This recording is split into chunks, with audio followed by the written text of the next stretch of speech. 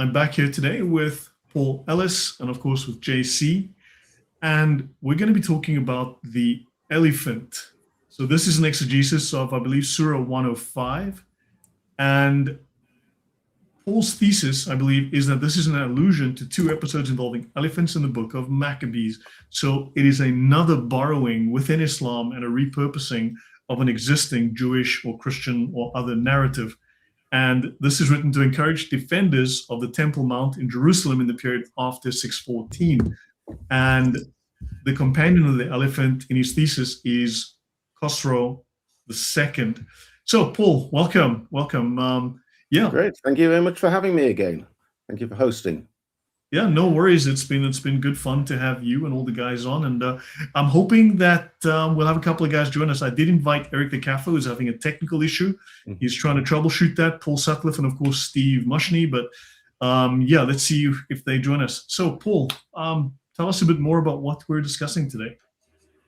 Well, you'll remember the last time I presented, I was talking about Jerusalem, and my general thesis is that the Quran engages so much with biblical themes, biblical stories, biblical characters, biblical laws, that then the Jerusalem is so central to the Bible that the natural starting point for asking where was the house of God in the Quran, where is the sacred place of prostration, where is the standing place of Abraham, the starting point would be where would those places be in the minds of Abraham and Moses and David and Solomon, Mary and Jesus. So that was my last talk, and I want to go down and do something a little bit more specific. So if I share my screen.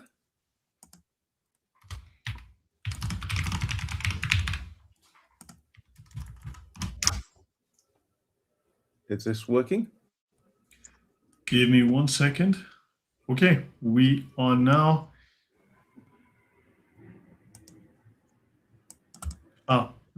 Get your presentation ready. Have it open, and then. Okay, there we go. I think that's no. Now we're not. Have your presentation open and in front of you. Now it is. It's there. Full screen. Now it is. Now it's working. So leave it at that and. Click the hide button, please. You'll see stop sharing and hide. Just click the hide button to get rid of that little, there it is. Great. Okay, and now you're good to go. Okay, super. So a quick plug. I've written all this down in a book, and 50% or 57% of the book is available online. It's free for anyone to have a look at and browse. It's quite long, but I think it's quite good. And this is available on academia.edu. If you go onto academia's website, webpage, and you search for Paul Ellis, Jerusalem, City of Islam, I think you will find it with no difficulty. The remaining 43% will be published as part of the book at a future time, but there's ample material there now to show that my thesis is correct. Great. Today we are going to be having a look at chapter 3, or one part of chapter 3, which is called the elephant in the Quran. And here we go, the elephant in the Quran. I start off with just some historical context. Muslims, the traditional Islamic narrative has it that the Quran, the first revelation was given in the year 610. And then Muhammad continued to announce verses of the Quran until his death in 632.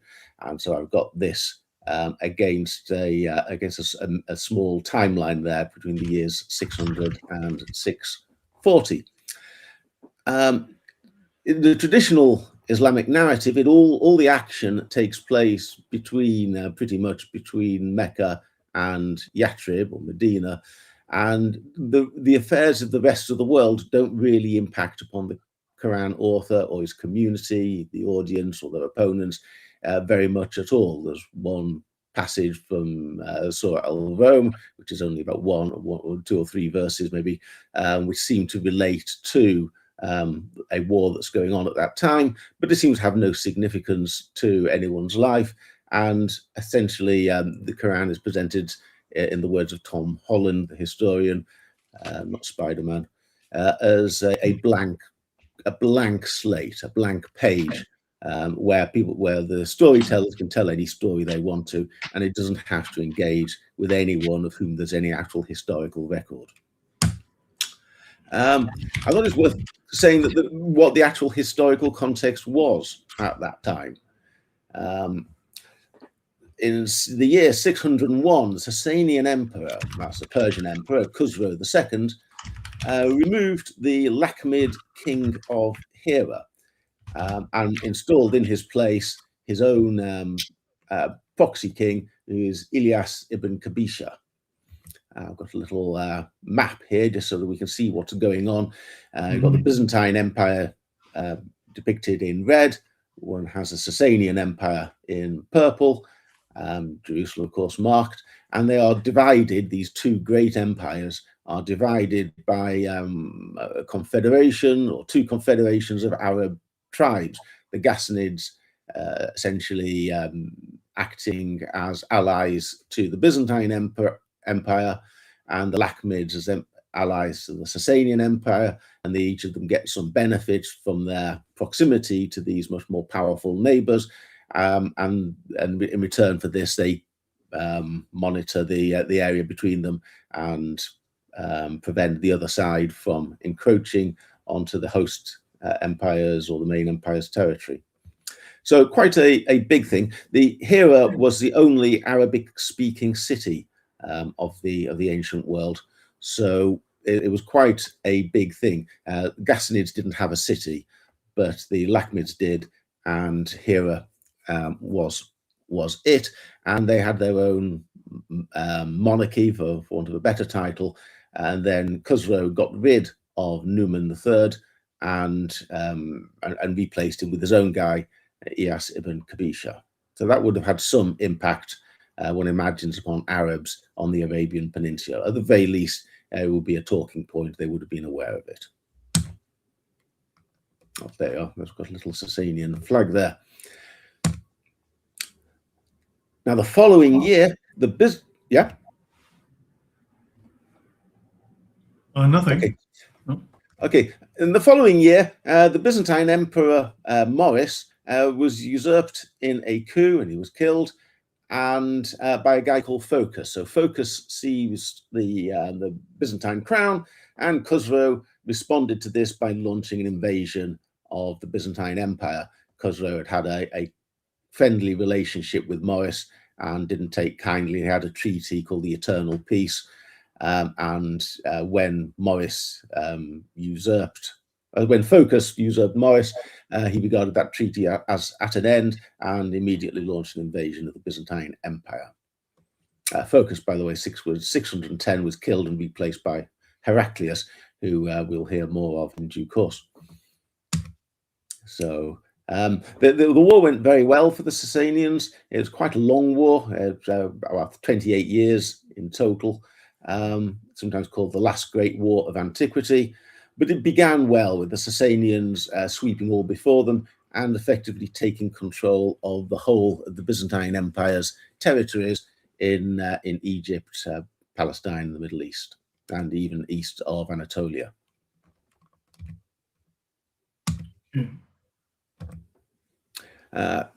614 is a key year. This is when Jerusalem is captured by the Sasanians. Initially, Jerusalem surrenders peacefully. They invite a Sasanian governor to come in and take charge. However, some time later, the Christians of Jerusalem revolt and kill this governor, which then provokes a siege by the Sasanians, who end up sacking Jerusalem, taking the relic of the one true cross, and killing many people and taking us as hostages. Now, at around this time, there appear some Jewish apocalypses, and which refer to a gentleman called Nehemiah ben Hushiel, who they predict. And these apocalypses are all written as though they are events that they have been predicted or foretold long before. So it's a way of encouraging people in the present moment to have somebody having predicted the event, and then with some wishful thinking at the end, some a positive spin of how everything's going to work out all right, according to this ancient prophecy that we can see being fulfilled. And according to these apocalypses, this Nehemiah ben Hushiel will recommence sacrifices at the site of the former Jerusalem temples, the first time that this would have happened since the destruction of the temple by the Romans in AD 70.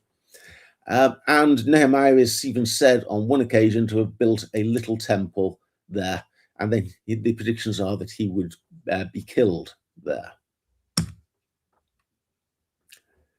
Meanwhile, in 617, there's an Arab revolt, and there's a bit of mystery about it all, but there are reports of a battle called the Battle of Dukar, in which an Arab tribe, strangely enough, the Banu Bakr, which is the same name as Abu Bakr, who's the second caliph, but the Banu Bakr revolt, and they have a battle with the Persians, in which Iyas ibn Kabisha, remember he's the guy who Khusrow had installed as king of Hira, led a Persian army against the rebels, which then lose, and the Arabs are able to secure a famous victory against the Persians. Yes, Ibn Kabisha doesn't last long after that. 617, we know that that's the year he's replaced by Khusrow, and it seems that that's a result of his failure against the Arabs at Dukar. 4 years later, we have the start of a new kingdom. Jacob of Edessa, in his chronicle, has a list of columns, as 2 columns, where he lists the Byzantine emperors and the Sasanian emperors. And then in 621, or as he would put it, the 11th year of Heraclius, he sees a new kingdom appearing, which he refers to as the kingdom of the Taye. And he says this was first ruled over by Muhammad. And we also, at this same stage, see a new Arab calendar. So Arabs start counting from this point in the Islamic calendar. Heraclius, there's a Taye, okay. Then 628, Heraclius is victorious in the war. He stages a remarkable fight back and comes in, attacks Persian capital Ctesiphon, and forces the Persians to get rid of Khusrow, and then they sue for peace and give all their territory back. So we have a return to the position as it was before the war, at least as far as these 2 empires are concerned. But the major difference now is we never hear about the Ghassanids or the Lakhmids again, and the Taye seems to have taken its place. Can you just pause there a second, Paul? I just want to introduce a long-lost relative, Eric the Kafir. And really good to see you, Eric. It's been a long time. Yeah. I have asked Usama to invite you numerous times, but Usama said, Lloyd, Eric is better looking than me. Eric is more charming than me. Eric is probably more intelligent than me. I can't have that, you know? The only thing that I have on Usama is probably the height. He's like 5'6" and I'm 6 foot. So that's about the only thing that I have on that man. So Paul called me last week, asked me to come on your show. And I was at the Iowa State Fair. I was in Iowa last week. And I was just like, look, man, I'm on my way to some pig competition over here. You're not interrupting that. I have priorities in my life. I got to get there. So I'm sorry for bailing on you last week. And yeah, it's been a while. I couldn't even it's been so long since I've done a stream, Lloyd, that I can't, I'm locked out of my own Streamlab account here on my computer as far as don't stress. You shouldn't need to have logged in, but that's okay. So Paul, we're on with JC, who you probably know from the interwebs, and we've got Paul Ellis, and Paul is presenting today a very interesting history of the Well, the Tayaye, which I think we've heard of, and the elephant, Surah al-Fil, and the whole potential history around that. And Paul has a fantastic, here it is. Paul has a fantastic book that he wrote. This is called Jerusalem, City of Islam, which is about 4 million pages. It's excellent. And and also Eric, of course, I had spoken to Usama many times, but yeah, I mean, also you're welcome to join us in the future. We've got some other talks coming up on Mecca and various other things where, we'd love for you to contribute and be part of our panel. Yeah, that's perfect. Yeah, I appreciate the invite and being patient with me to finally figuring out how to get logged into the stream. No stress, man. It happens. So Paul, meet Eric. Eric, meet Paul. Hello, Paul. Eric. Yes, Paul. You don't sound like you're from America. Am I wrong on that? No, I'm in London at the moment. Oh, London. A Yorkshireman by birth. Ah, I see. Okay, so is all the rumors true about London being a soon to be a stan anytime soon, or is that just the rumors? No. It's got London is changing very rapidly. That's true. It's sad, very sad, because even though the United States and England have such a knotted history, and to see the things happening to your country today is just it breaks the heart. I want to be honest, it just breaks our hearts to see that happening, and it's because we have these common roots together. So I pray for your country. I honestly do. Yeah, right. I'm not very optimistic about the future. On the other hand, if everyone reads my book, then things might get a lot better. So, what's your last name, Paul? What's Paul's last name again? I'm going to look at his book. Ellis. Ellis. Got it, Paul Ellis. Gotcha. Let me send you a picture of the cover on Teams, Eric. Okay. Do you sell it on Amazon or no? Oh, you can't buy the book yet, but I've uploaded 57% of it free. So you can read the first 57%, and then my hope is I'll drum up a little enthusiasm and then make a killing, because everybody will be willing to pay top dollar to find out how it ends. That's my business model.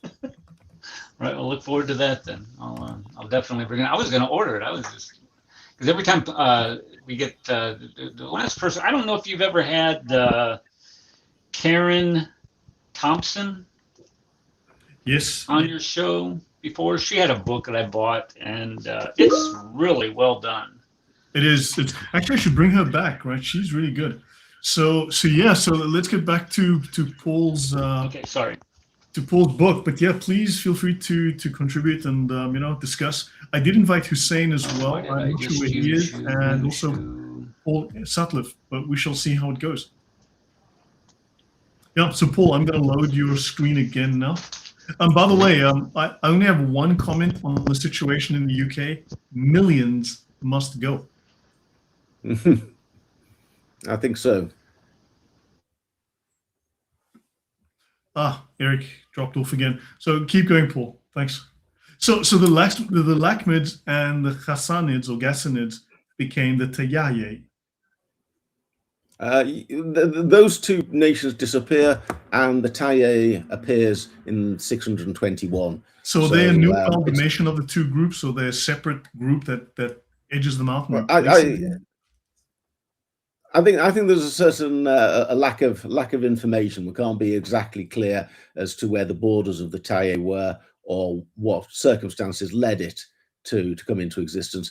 I think there's a strong connection with this Battle of Dukar and the events of the war generally, that the Sasanian Empire was struggling with Heraclius's fight back, and they had to divert all their resources to trying to defend their capital and maintain their gains. And the Arabs took advantage of this, and since they had no loyalty to this Iyas ibn Kabisha, the circumstances were ripe for them to rise up and want some independence, and Sasanians were unable to oppose that successfully, and so that's how you get an Arab state appearing at this stage. Mm-hmm.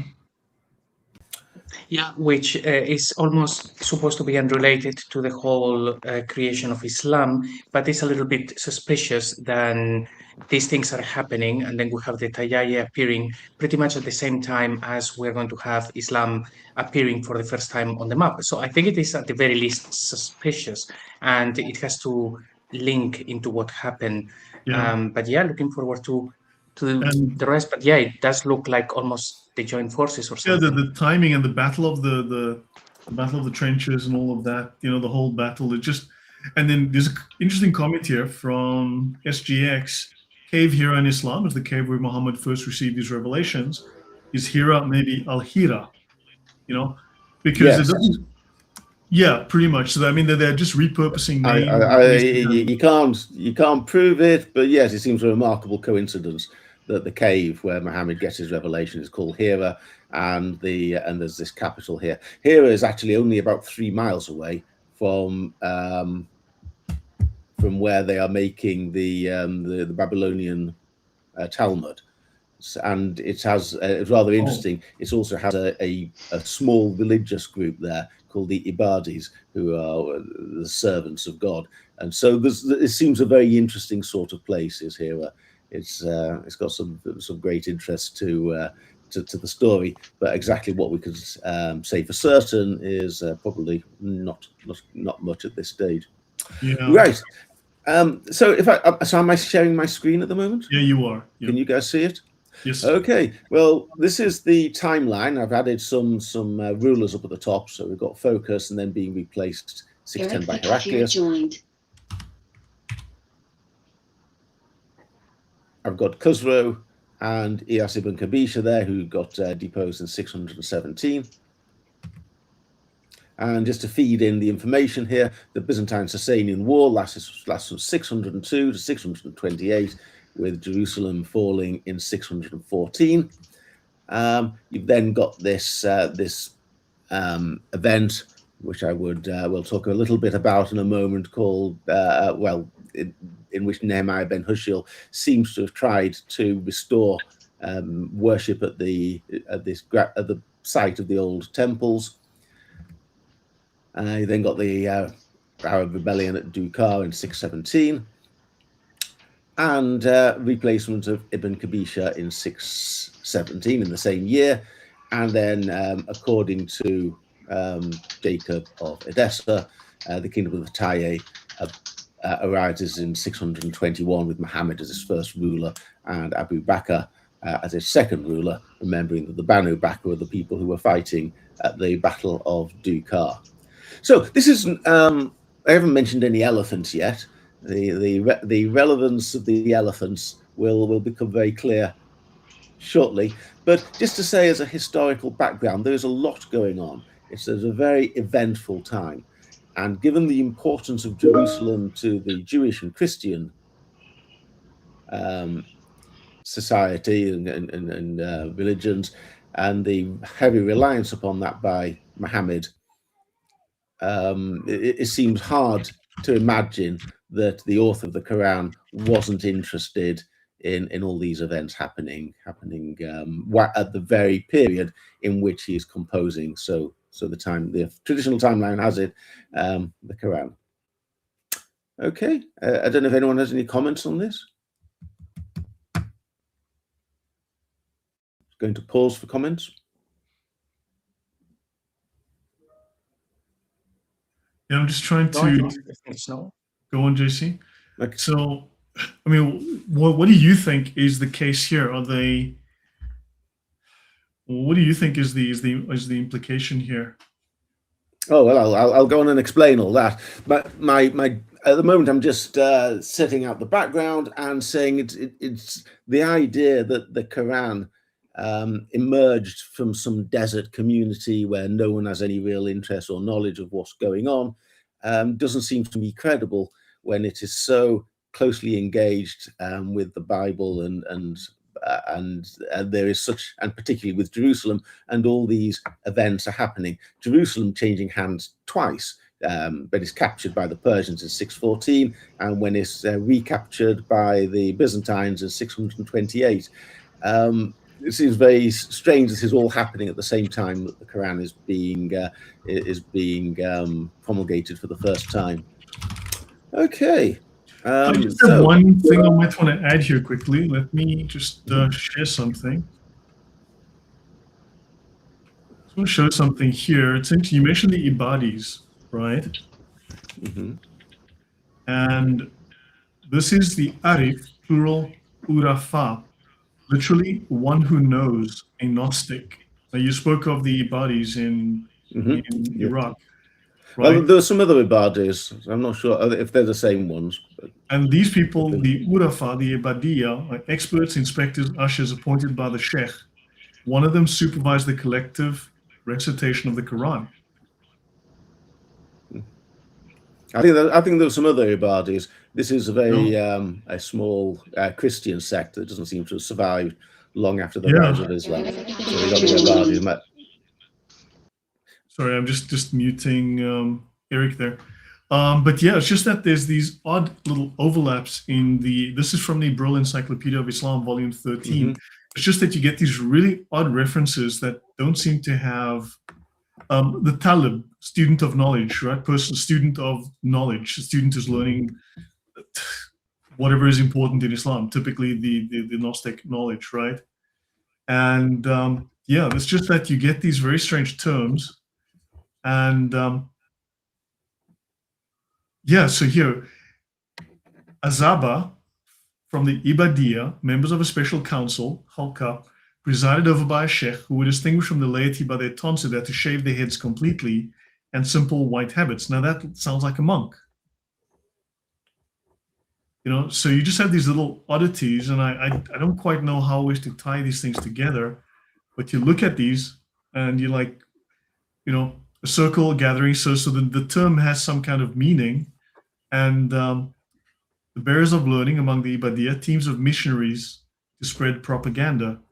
I mean, all of these have some kind of related meaning. They must be important to Islam. They must be important to Islamic history.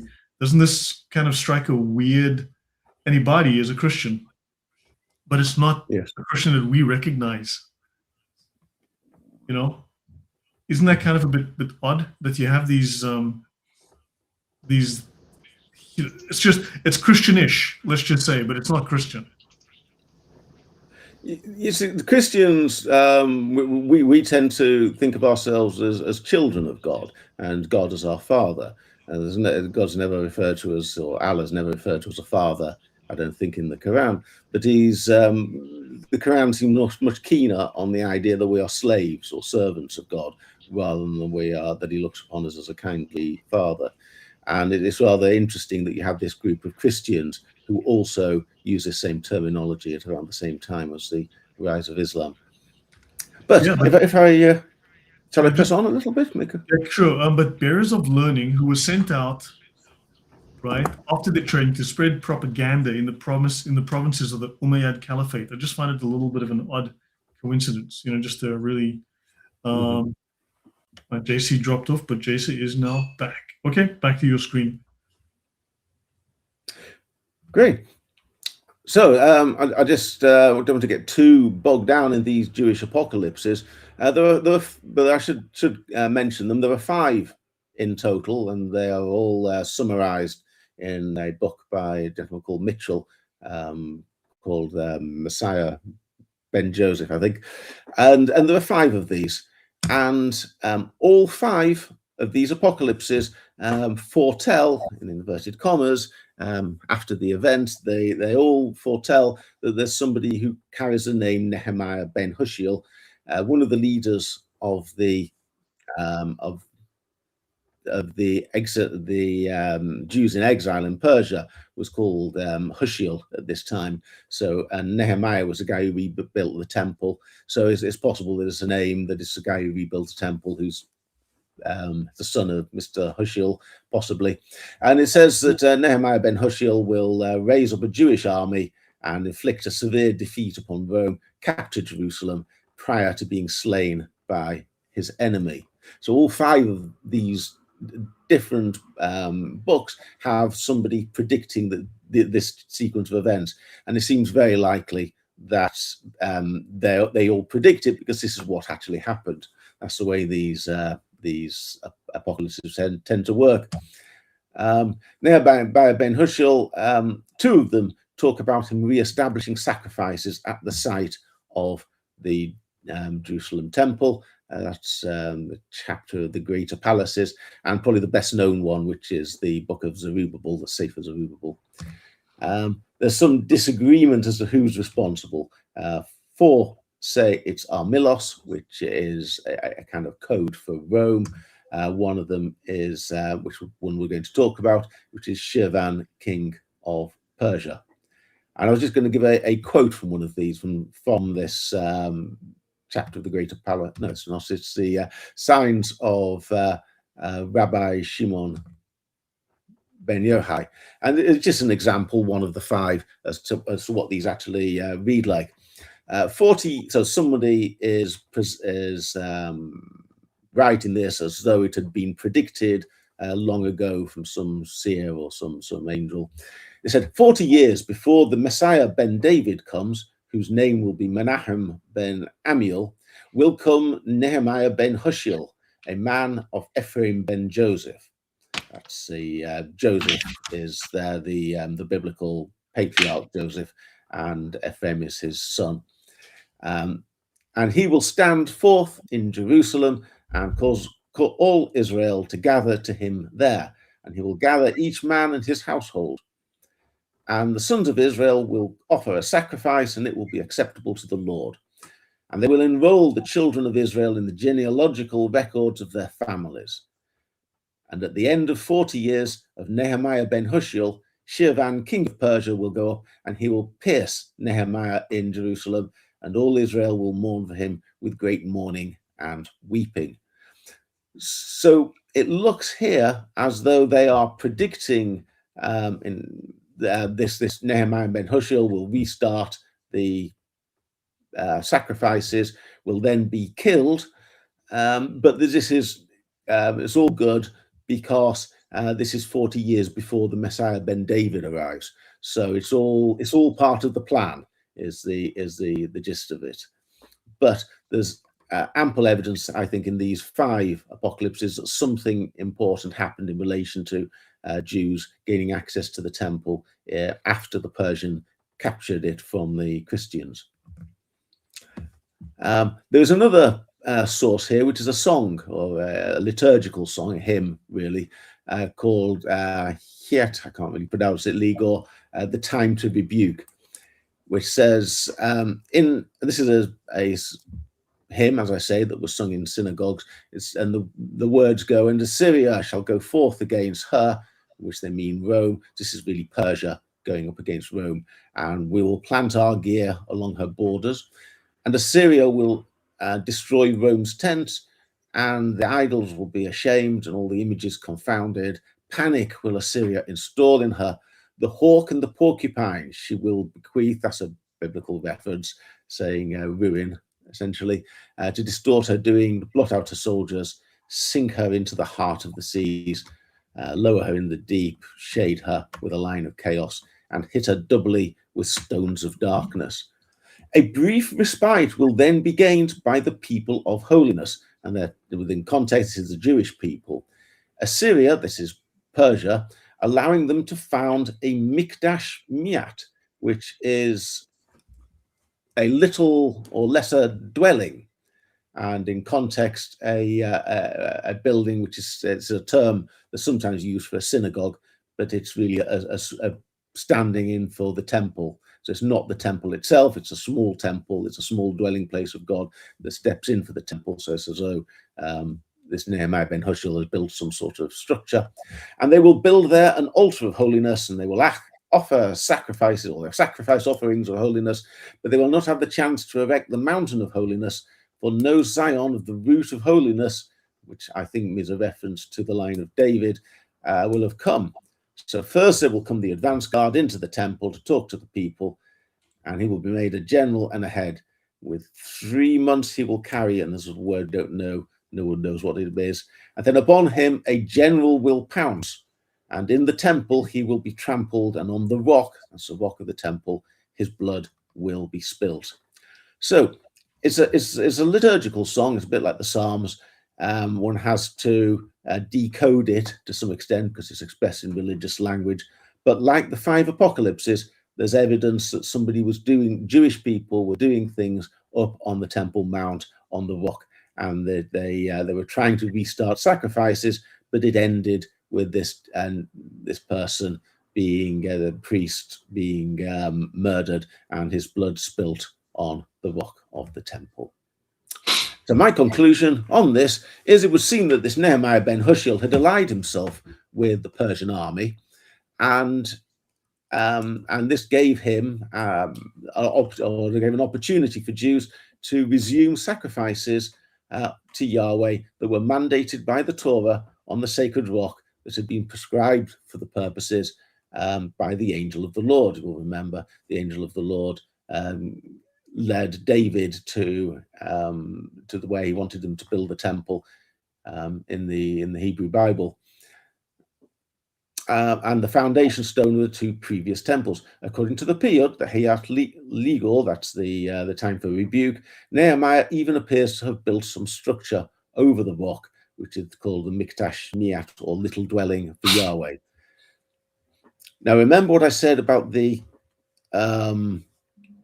attitude of the Jerusalem, how they surrendered the city.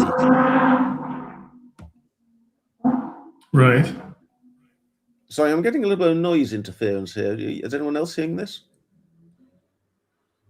No? Yeah, I Okay, heard for a it's second just- there was a little bit of, I don't know if it is that Eric is not muted and there was a little bit of sound back, but no, we didn't say anything, Paul. Okay, so remember I talked about the people of Jerusalem, how they surrendered the city to the Persians because they had no army of their own and they couldn't defend it. But then there was an uprising and the Jewish people killed the Persian governor. And I offered the suggestion that maybe the violent reaction of the Christian population of Jerusalem was a response to these activities up on the Temple Mount and what they might have seen as an attempt to rebuild the temple. And this culminated in the murder of the governor, who some people have even suggested might have been Nehemiah ben Hushiel himself. And the rebellion led to the punitive sacking of the city by the Persians. Mhm. So dramatic events. And my conclusion number 1, I've got a few 3 conclusions here. Conclusion number 1 Just want to is that mention after one thing from Bain Bass, he's got the comment here, the Beit HaMikdash, right? Mhm. Sounds very similar to what the Muslims say, the Beit al-Maqdis. Yes, that's no coincidence there, is there? They talk about the holy house, and they use exactly the same phrase as the Jews use. Strange when the Quran talks about the house of Allah 3 times, that the Muslims call the holy house the Jerusalem, not Mecca. Yes. So my conclusion number 1 is that after the Sasanian conquest of Jerusalem in 614, a group of Jews re-established temple sacrifices, built a small structure at the site of the former temples, and that this movement was violently crushed after a siege by the Persians, who went on to sack the city. Okay, so important events, not the sort of thing that one would have expected the author of the Quran to have been uninterested in, I suggest. Don't know if there are any comments anyone wants to make on that, or Eric, any thoughts from you on this? Anything stood out to you? Well, I'm trying to do 3 different things here, and I'm sorry I wasn't following as closely as I should. And I'm trying to understand his connection between Jerusalem and Mecca. Can you explain that to me, or am I just missing the entire thing here? That's actually an interesting thesis, Paul. Yeah, can you give us all a brief overview of the idea of the Jerusalem thesis, because I think it's a really fascinating idea. Yeah. So my overall thesis is when the Quran talks about the house of Allah, which it does 3 times, and it talks about the holy place of prostration and the standing place of Abraham and the Kaaba and the Masjid al-Haram, it is referring, and the mother of cities, it's referring in particular to Jerusalem. And when the Quran orders people to pray in that direction, it's telling people to pray to Jerusalem.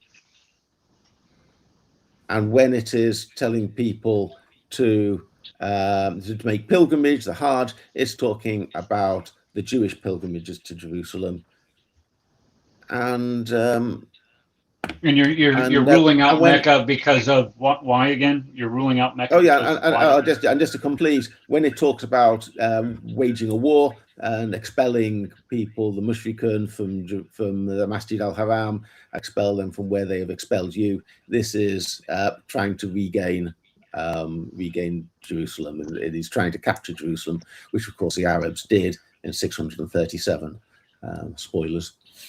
So yes, my whole thesis is all about Jerusalem. Mecca probably didn't exist in the time of the Quran. The city of Mecca was built at some later stage. So when did this this change historically in Islam from Jerusalem to Mecca? Oh well, I devote the last 100 pages of my book to explaining how I think that happened. I would say quite quickly. The Umayyads up in the north, when they're building the Dome of the Rock, they still know that it's all about Jerusalem. But even by that stage, there are people down elsewhere in the Arab world who are making up stories about Muhammad, and they have absolutely no idea about Jerusalem, and they're just they've got a text they don't understand, and they're placing it out in the desert. And we don't actually get it rooted in the place of Mecca until after the Abbasid Revolution, 750.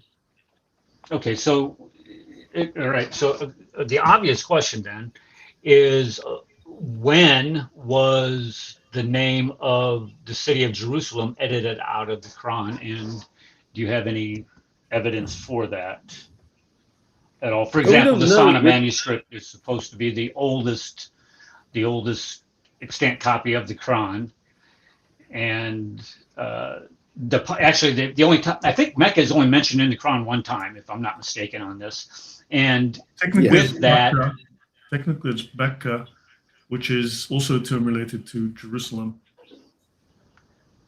Okay, but okay, so what I'm asking is where does it specifically say Jerusalem? If you say the Valley of Becca, okay, the Valley of Weeping, that's located in the Quran, but even then, even with that, why is there not a direct allusion or direct naming of Jerusalem if it is the most holy place, if it is the most holy of cities, where the Masjid al-Haram, the Kaaba, all these this nonsense says? Or did I miss that in the briefing while I'm sitting there trying to connect the Streamlabs?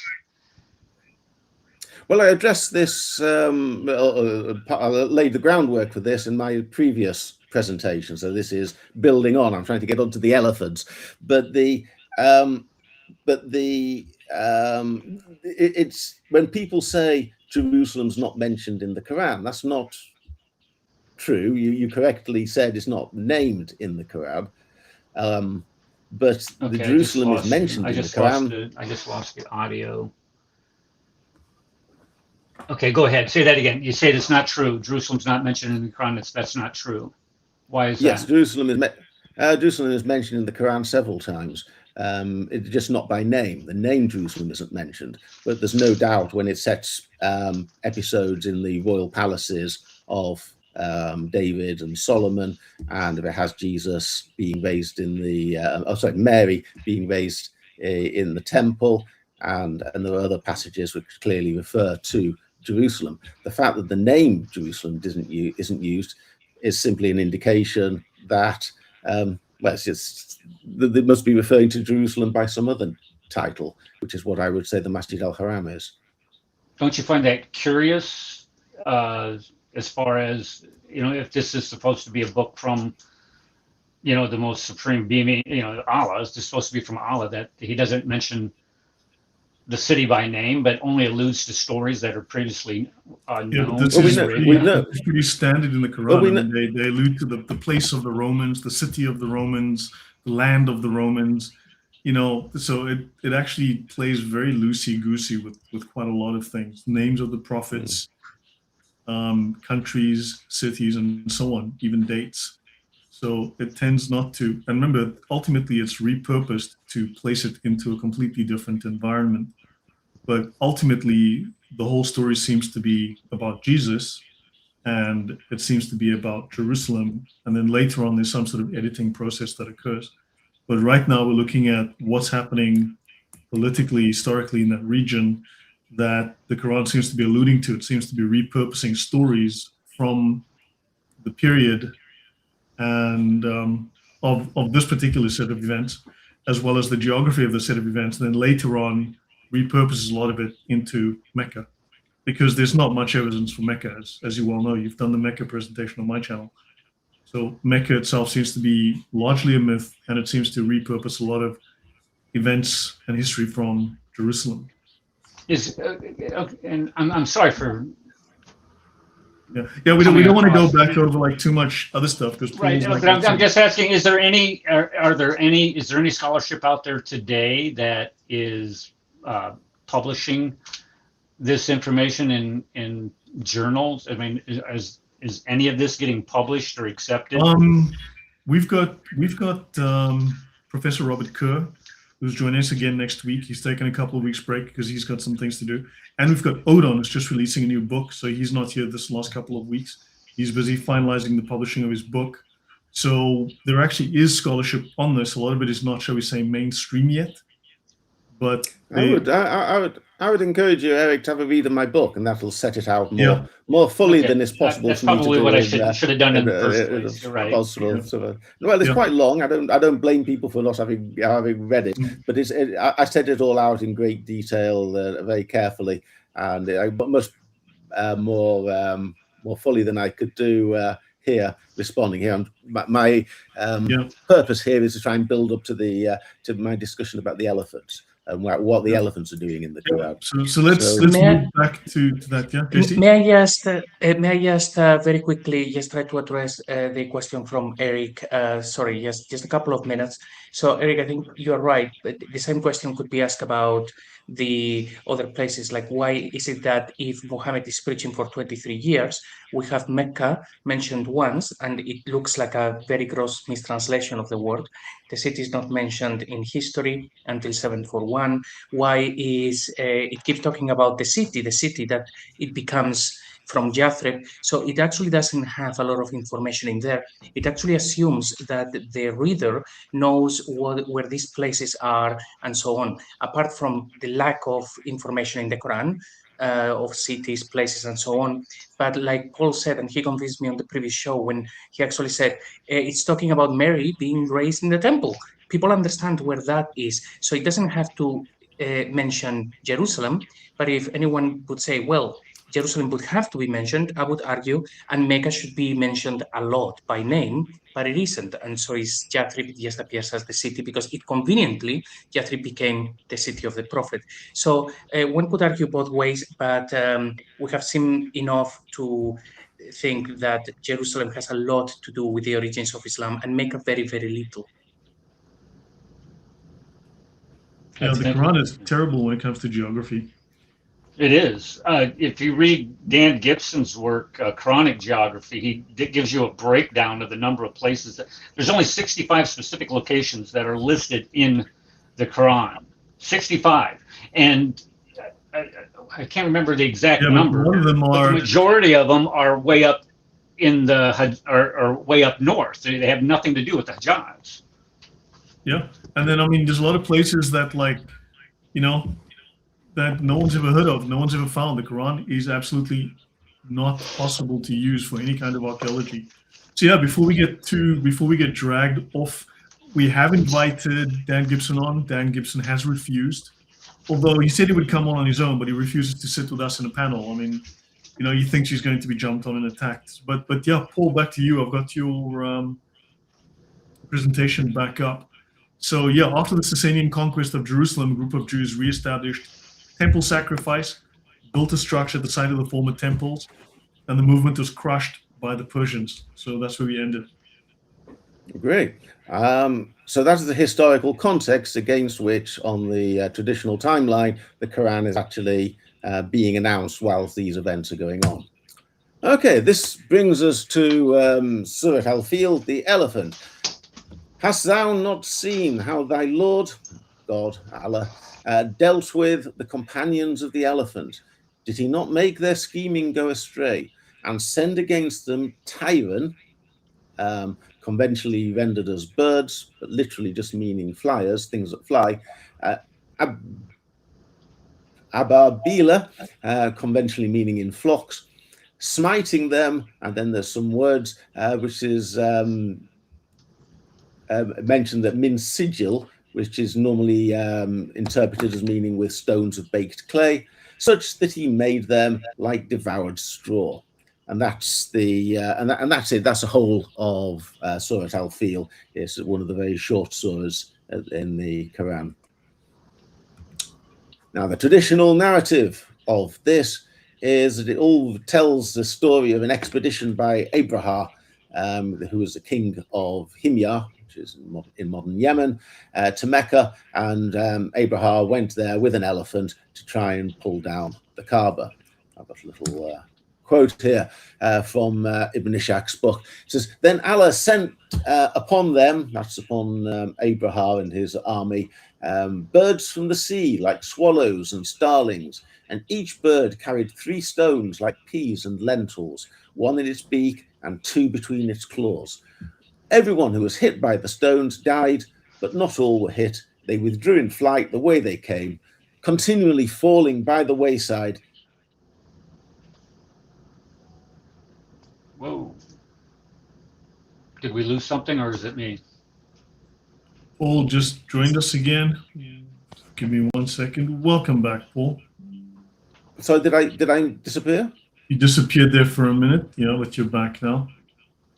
Okay, do you want me to, where do you want me to go back Falling to? by the wayside, I think, dying miserably at every watering hole. Okay, Abraham was smitten in his body, and as they took him away, his fingers fell off one by one. That sounds nasty. And they alleged that he died and his heart burst from his body. So we got this is a traditional Islamic understanding in which the flyers are seen as birds with little, these lumps of clay are seen as tiny little pebbles, and that's not going to do any harm, but one has to assume that God gave these miraculous powers so that if you got hit by one, it instantly killed you. And that would be the traditional Islamic understanding. I've got 1 or 2 reasons to be skeptical about this. Number 1, why would Abraham have wanted to destroy the Kaaba? What interest did he have in destroying it? Was there any purpose? What was behind it all? Secondly, my bullets wandered off. Why would he have needed an elephant to do this? Why? It's not a very efficient way of destroying a building to bring an elephant, of an army to bring an elephant around. Muhammad destroyed plenty of shrines, and he didn't have any elephants. Muhammad's technique was when he, as he did with Hunayn and Taif, he gets the local people, he defeats them militarily, and then he gets them to tear down their own shrine. It seems rather implausible, the idea of an army going along, bringing it with it, particularly an elephant, in order to pull down the Kaaba. Also, worth bearing in mind that according to the same Islamic narrative, the Kaaba was in such poor repair, they had to be rebuilt anyway, because we all know the story of Muhammad being selected to put the black rock in its place after the renovation of the Kaaba. So it can't have been particularly sturdy condition at that stage, so that it needed an elephant to pull it down. Why did this deserve punishment from Allah? The Kaaba was at that stage a center of pagan worship, so we are told. If Abraham, who was a Christian, wanted to destroy it, chances are he wanted to destroy the pagan worship. The building itself was only on the foundations raised by Ishmael. So why would that have been a problem, that God had to send an army of birds to smite him down? The story seems to have been made up in order to provide a villain who might have had an elephant, and to give some reason. But the story, in my view, doesn't make a lot of sense. And there's no contemporary evidence that Abraham had any elephants. If people in the ancient world had elephants, they kept them in huge elephant stables, and these you can often find them. I've been to India and I found places with elephant stables. I'm not aware anyone's ever found the slightest hint that Abraham ever had any elephants. No inscriptions, no traveller accounts, no elephant stables. And perhaps for some people, the killer point, it's just impractical and probably impossible to mart an elephant across hundreds of miles of open desert. You would need so much water to keep the elephant going. You would need dozens and dozens, if not hundreds, of camels to carry the water to keep the elephant plodding along through the sand dunes and the stones. And it just seems a manifestly implausible story that he did this to get this poor beleaguered, half-starved elephant to get to the place where it has to pull down the Kaaba. The story just doesn't, to my mind, doesn't make sense. Yeah. May I just, sorry, Paul, if I'm going to say something that you are going to say like in the very next slide, but there are a couple of stories that we've discussed here on the show. One is that, of course, the elephant, they call him Mahmud. Also, that when the elephant is getting close to the Kaaba, it actually bows in reverence and things like that. So it is quite clear that they were making up stories about this elephant, because there is something in the Quran about an elephant, and they are placing this elephant, of course, in Mecca, because they cannot place him anywhere else. But we can see that they're making up stories about the elephant. And by looking at all of that, I think the conclusion really should be, it has nothing to do with Mecca. We need to look at an elephant elsewhere.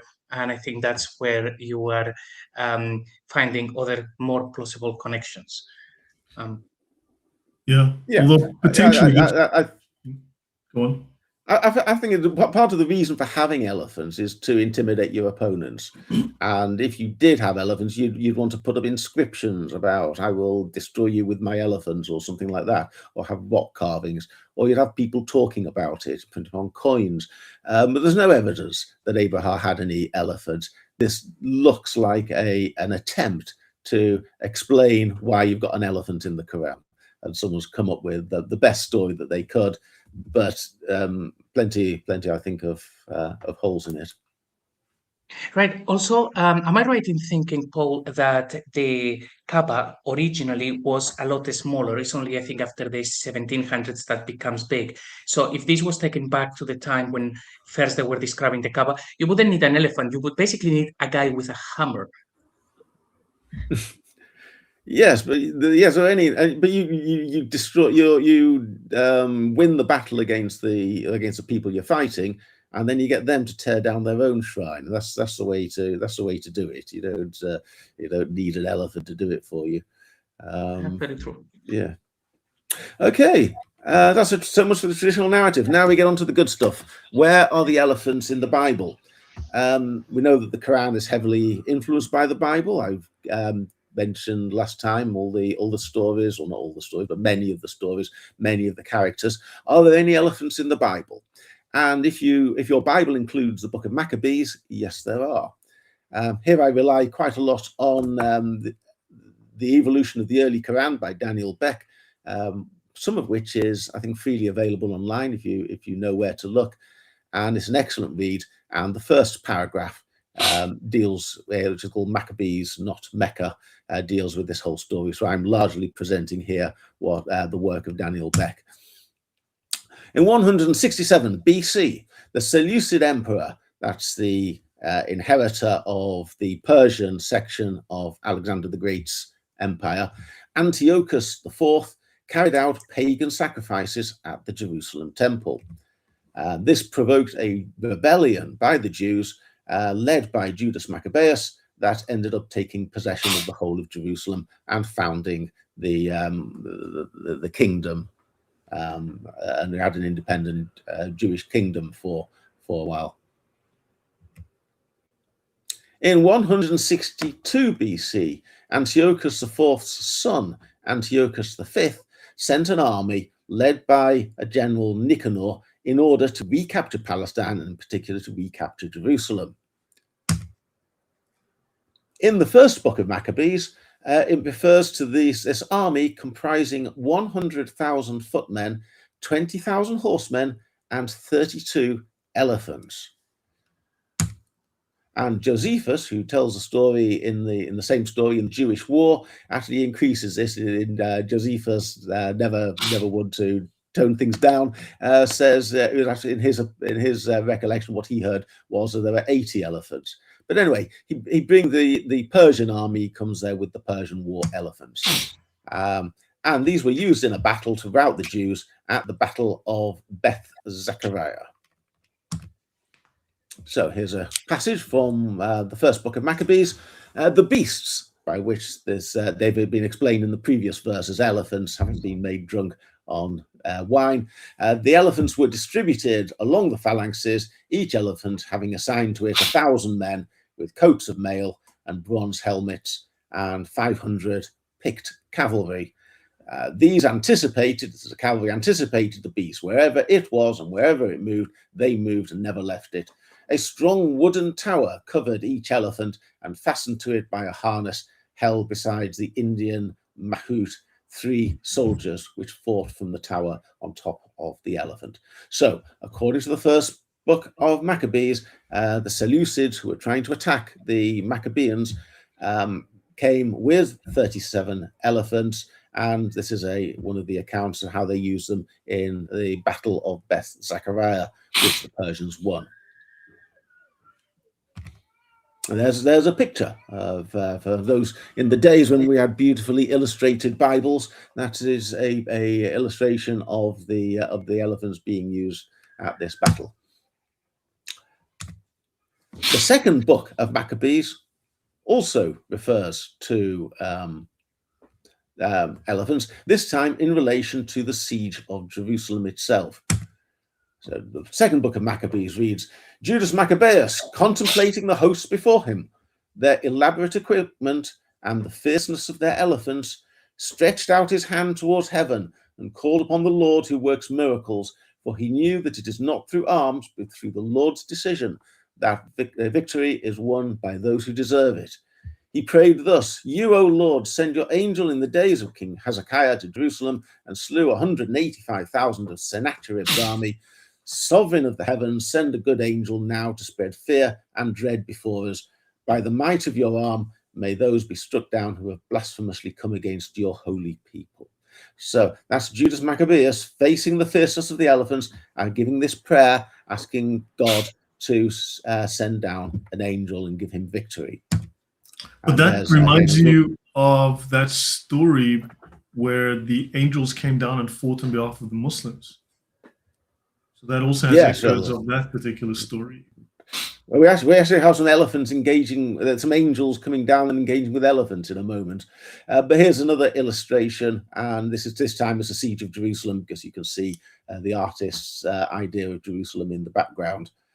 Then there's the elephant making light work of the Seleucids, because the defenders won this. Judas Maccabeus won the battle, and the Seleucid army, despite having these elephants, was routed, and Nicanor was slain as he fled the battlefield. So this has got very positive associations for Jews, obviously, that an evil tyrant would come against them, relying on his elephants. But if you pray to God, God's strength will overcome it all, and will overcome the power of the elephant. Elephants also mentioned in a separate story in the third book of Maccabees. This was actually set earlier, although it's book 3. It's actually set sometime earlier. It's in 221 BC, when Ptolemy, who was then the Egyptian, ruled over the Egyptian empire that had been left to him by Alexander the Great, had sought to enter the Holy Holy of the Jerusalem temple. He'd been prevented from doing so by an uprising of the Jewish people, which caused him to suffer a fit, which left him shaking and paralyzed. He departed Jerusalem with bitter threats and devised a scheme to avenge his humiliation by executing 500 Jews in Alexandria, by having them trampled to death by elephants. And as the third book of Maccabees tells the story, just as Ellis was ending his prayer to Yahweh for salvation, the king arrived at the hippodrome with the beasts, namely with the elephants, and all the arrogance of his forces. And when the Jews observed this, they raised great cries to heaven, so that even the nearby valleys resounded with them and brought an uncontrollable terror upon the army. Then the most glorious, almighty, and true God revealed his holy face and opened the heavenly gates, from which two glorious angels of fearful aspect descended, visible to all but the Jews. So they couldn't see, but everybody else could see them. They opposed the forces of the enemy and filled them with confusion and terror, binding them with immovable shackles. Even the king began to shudder bodily, and he forgot his sullen insolence. The beasts, that is the elephants, turned back upon the soldiers following them and began trampling and destroying them. And here we have another illustration which shows you've got the Jews there and the elephants who had been threatening them, about to trample them underfoot, and two angels of the Lord appear from the heavens, causing the elephants to stampede and trample their former guards. So in both the second book of Maccabees and the third book of Maccabees, believers are saved from a scheme to slaughter them, designed by a tyrannical foreign king whose use of war elephants as a symbol of power availed them not against the righteous who put their faith in God, trusting God. And there are some pictures of showing how these victories, because there may be some Christians, the books of Maccabees aren't in all Bibles, and there's some Christians maybe who for whom aren't familiar with the elephants in Maccabees, but the Jewish people haven't forgotten, and the Jewish people celebrate the battle of and the conflict of the elephants, particularly around that time of Hanukkah. Right. So this leads me to my second conclusion, which is that the books of Maccabees, between them, establish a biblical typology of God defeating foreign leaders that would defile the temple, in particular by reference to their vain reliance on elephants. Good. I wonder if I could pause. That's interesting, because you've got the story of the angels fighting alongside the Muslims, right, during the Battle of Badr. That's 624 AD. And then Prophet Muhammad, and he's got a force of, 313 badly equipped Muslims. And they're facing 1,000 heavily armed Quraysh fighters. And because of his desperate prayers, God sent, or Allah sends, thousands of angels to secure miraculous victory. I mean, there are certain parallels here to these stories, like they repurposed an idea and they simply reused the elephants elsewhere. It's a really odd set of parallels. Well, the book of Maccabees was made, obviously, BC. It was made second century obviously BC. Well established and well known. So the biblical, the Quranic story, the stories that are told often. I mean, I think I make a long list of these, but we all know them. The traditional Islamic narrative recreates scenes from the Bible all the time, and so to me, it's no surprise that when people are trying to explain the Quran, they go to the Bible for a story, and then they fit it into the biblical, into the story of Muhammad. But these are all based upon my interest, of course, isn't the narrative. My interest is, what did the Quran originally mean? And I want to say that when Surah 105 talks about the companions of the elephants, he's talking about the Seleucids, or Ptolemy. Yeah, because, I mean, you can see in Yemen, for instance, there's the possibility of elephants, because a lot of there's vegetation, there's rivers and so on the coastline, and they could have traveled from Ethiopia across by boat. That's feasible, and apparently it has happened. Jerusalem also, I mean, Hannibal crossed Italy with elephants, and that's just down the coast. But Mecca, across that desert, yeah, that is highly unlikely. Not without it's borderline impossible. But if you could do it, it would be so difficult. You've got to ask why. why would he do it? It doesn't make a No, lot it of wouldn't sense. make no To build sense. out, to pull down the Kaaba, which he probably didn't know or care about. Okay. I was So- just going to add that Mecca only gets 4 inches of rain a year, so the impossibility of an elephant existing in Mecca or subsisting in Mecca for the extended impossibility period of a time is city, virtually impossibility of impossible. a city existing in Mecca without modern technology. Yeah, But and also that- they have flash floods. They don't have consistent. Paul disappeared there for a second. I mean, they have flash floods. They don't have consistent rain. They didn't have a proper dam system or proper irrigation system, and they can't even support a population of 5,000 people. I mean, they would need water for agriculture, water for farming. I mean, water for the animals that they had, and there's no way they can even account for that. Never mind a bunch of elephants. Okay, Yeah, shall I press on? I think we're doing okay for time, but I don't want to run short of time at the end. Okay, am I sharing again? I can't see. Yes, you are. Excellent. Right. So let's go back to the text. I want to make a couple of points on exegesis here. One of them relates to this word tyran, which, as I say, comes from the word flyers, meaning birds. So tyran is certainly employed elsewhere in the Quran to mean birds, but as a noun, it literally, from the verb to fly, it literally means flyers. And the word, I think, is broad enough that it could include angels.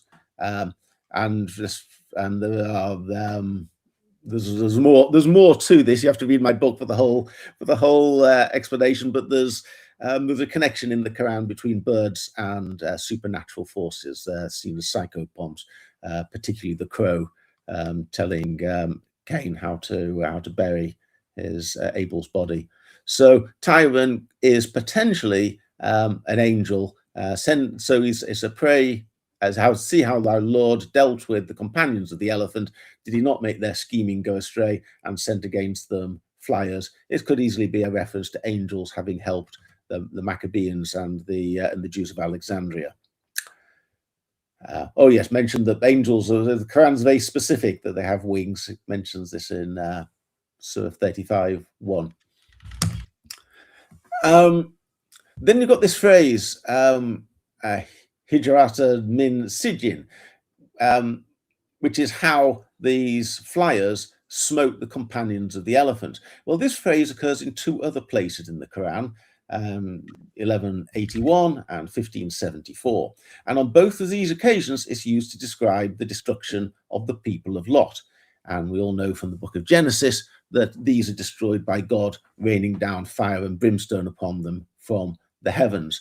So somewhat similar to the story of the birds striking the elephants, and yet in the case of the people of Lot, there's no suggestion that God needed to employ birds holding little pebbles in their beaks. God is able to dispense the fire and brimstone direct by his supernatural command. He doesn't need any intermediary force. One might wonder why you'd use exactly the same phrase if you're referring to a different type of punishment. Beck notes that the word sigillim, which is the item with which the companions of the elephant were struck down, derives from the same word that is used by Allah to roll up the sky on the last day. And the Quran says, do I have a reference to this? Yes, 21:104. Allah, on the last day, Allah will roll up the sky like a sigilly. And here, the word sigil is translated as like a scroll for writing. It's a vision that I think comes straight from Isaiah. Isaiah talks about on the last day, God will roll up the sky like a scroll. And this has obviously found its way into the Quran. Now, it's rather strange that this sigil might mean a scroll in one part, but on another place it's seen as clay tablets, which then get reduced to small little pebbles of clay. Beck's interpretation of this, which I find quite persuasive, is you can't roll up clay tablets, so sigil's got to be used not as a clay tablet or as a scroll, but as a divine command. It's not the paper or the parchment or the clay, it's the divine command that is written on them that is the important thing.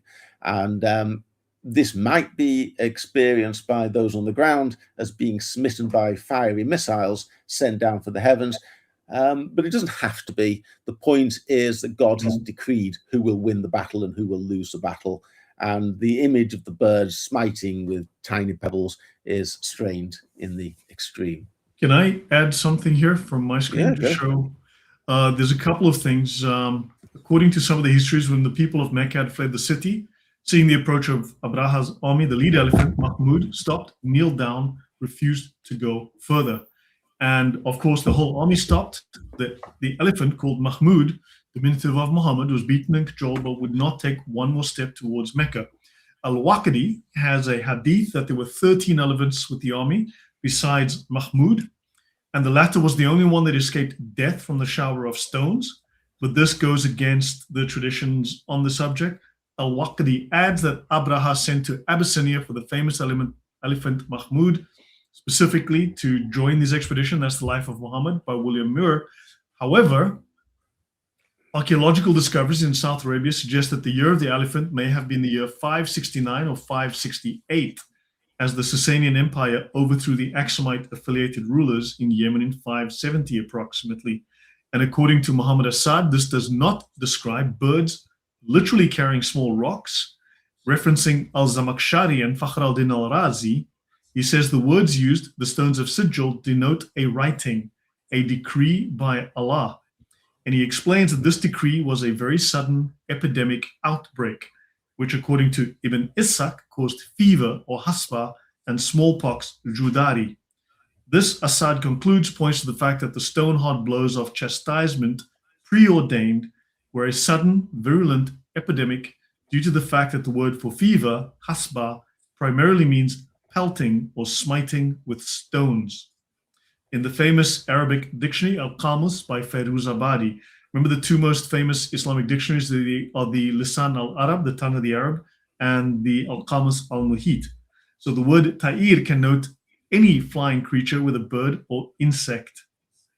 And then, of course, Imam Ali, in a Shia hadith, Imam Ali was born in the 30th year of the elephant and died after Hijrah, 40. Some scholars have placed the year of the elephant 1 or 2 decades earlier than 570. In other words, around as early as 550, right? Which means it is before the birth of Muhammad's father, even in some cases. So there's a lot of weirdness around this whole thing. And in fact, Muslims ascribe religious sensitivity to the elephants and refuse to attack Mecca. Christians ascribe piety to elephants visiting Byzantium or Constantinople. John of Ephesus wrote that the elephants raised their trunks and signed the cross whenever they passed a Christian church to thank God for helping them in battle. So there's a lot good of elephants. Good on the elephants. Yeah. So there's a lot of mentions within Christian literature that seem to be potentially borrowed, and also there's just there's a whole bunch of mythology around this that the Muslim seems to have incorporated, shall we say, and questions around the dates, the dating. So we're back to your screen. Yeah, one problem with the traditional account is if you're a devout believer, you might say, "Oh well, it really happened." If you want to be a little bit more skeptical and say, "Well, it's just a story," one can accept that stories can be told, and one doesn't actually necessarily know whether they're true or false. And if you're religious, you might say, "Well, it could have happened," but you wouldn't make a story like this so close to the events. There would have been people by 610, 620, when the first verses of the Quran were being created. There would have been people who would have been alive at the time in 570, and they would have known if a guy had come there with an elephant to pull down the Kaaba, and they would have known if little birds had attacked it with pebbles. And you wouldn't tell a story like that if you were born in 570 to tell people, old people, what had happened before you were born with these fantastic stories, because they would remember whether it had happened or not. So one option is you might be very pious and you might say, oh, well, it really happened. But if you're looking for a rational explanation, then the traditional narrative doesn't really make any sense at all, because you wouldn't have made up this story then. You'd say, oh, well, it happened 100 years ago, and no one can disprove you then. Yeah, but if you had an established narrative by the empire, they would enforce it using force, which means that to speak up against the new established narrative could be very bad for your health. Yes, but this was by Muhammad. Muhammad didn't have that much force back in this would have been one of the Meccan surahs. So he would have just been announcing this verse while he's in, the Kaaba under the control of the Mushrikun. So it's unlikely, I think, that the traditional story even reflects what people believed at the time. Right. Okay. I was going to add something to that, if you don't mind. Yep. Yeah.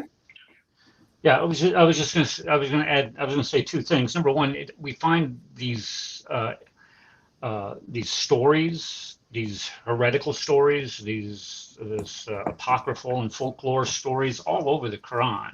So to find something like this in the Quran itself should not be surprising to anybody. And then number two, you had spoken to the point that people would have mentioned this, that they remember the event or something of those. People who say things that were contrary to what Muhammad had to say at that time, especially in the Medinan surahs, didn't stay around very long. So the motivation to keep your mouth shut, I think, would have been kind of high at that time.